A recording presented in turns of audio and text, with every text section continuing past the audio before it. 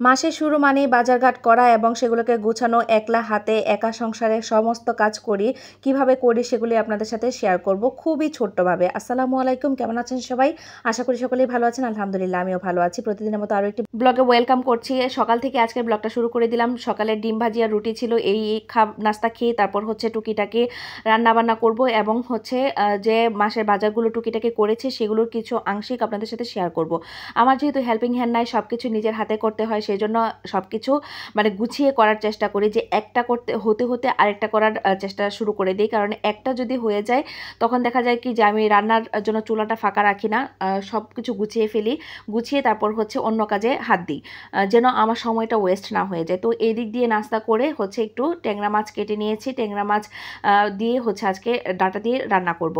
Data আর আলু দিয়ে ট্যাংরা মাছের ঝোলটা কিন্তু খেতে অনেক বেশি মজা লাগে, যদি সেটা আরও ডিমওয়ালা ট্যাংরা মাছ হয় সেটা তো আরও কথা নেই। কারণ আমাদের বাসার আমি এবং আপনাদের ভাইয়া দুজনই কিন্তু ডিমওয়ালা ট্যাংরা মাছটা ভীষণ পছন্দ করি। তো এইদিকে কথা বলতে বলতে মাছের যে বেসিক মশলা আছে সেগুলো একটু কষিয়ে নিয়েছি, কষিয়ে আলুটাকে আগে কষিয়ে নিয়েছি, মাছটাকে পরে দিয়েছি, কারণ তা না হলে কিন্তু মাছটা ভেঙে যাওয়ার সম্ভাবনা আছে, যেহেতু এগুলো একদম ফ্রেশ তরতাজা মাছ। তো যাই হোক, এটাকে কষিয়ে নেওয়ার পর হচ্ছে এখন ডাটাটা দিয়ে দিব, ডাটাগুলো দিয়ে তারপর আবার একটু সময় কষিয়ে নিব, কষিয়ে তারপর ঝোল দিয়ে রান্না করে নিব। আর এইদিকে আমি আজকে কিছু টুকিটাকি আমার সাংসারিক জিনিসপত্রগুলো গোছাবো। মানে মাসিক যে বাজারটা, সেই বাজারটা যখন করা হয় দেখা যায় কি যে ঘরের মধ্যে একদম হাঁটা যায় না, চলা যায় না, ফেরা যায় না, এরকম একটা অবস্থা হয়ে যায়। বাজারটা করে আনার পর যদি খুব দ্রুতই সেটাকে গুছিয়ে না ফেলা হয়। দেখেন মাশাআল্লাহ আমার তরকারি কালারটা কতটা সুন্দর হয়েছে, খেতেও কিন্তু অসম্ভব মজার হয়েছিল। ফ্রেশ মাছ দিয়ে ফ্রেশ সবজি দিয়ে কিন্তু রান্না করলে সব জিনিসই মজা হয় খেতে, আর গরম ভাতের সাথে সার্ভ করলে তো কথাই নেই। তো যাই হোক, এদিকে কিছু শুকনো বাজার যেগুলো আছে টুকিটাকি মানে প্রসাধনী সামগ্রী জাতীয় যে জিনিসগুলো আছে সেগুলোই আসলে আজকে আপনাদের সাথে একটু শেয়ার করি, যেগুলো বাজার করেছি। ডেইলি ব্লগ দেখেই শেয়ার করা হয়, আপনারা হয়তো অনেকেই বলবেন এগুলো দেখানোর কি আছে।